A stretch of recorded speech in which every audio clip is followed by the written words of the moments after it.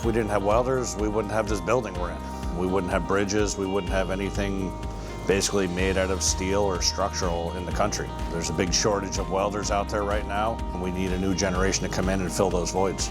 I grew up on the Aquasasne Reserve, so that was another thing that helped me get into this field, was not only being a woman, but also being in a minority.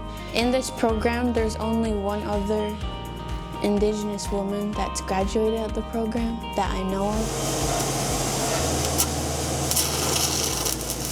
That kind of builds their confidence a little bit once they learn how to do a couple processes.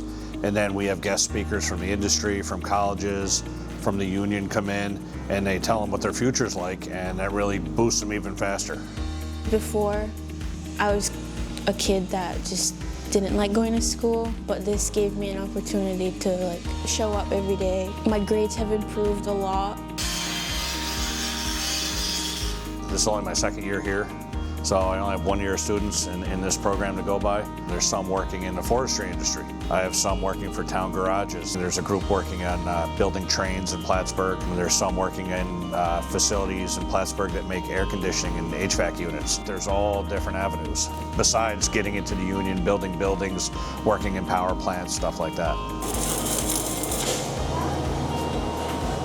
It just feels unreal sometimes because it was just a good decision I made that I wouldn't regret ever.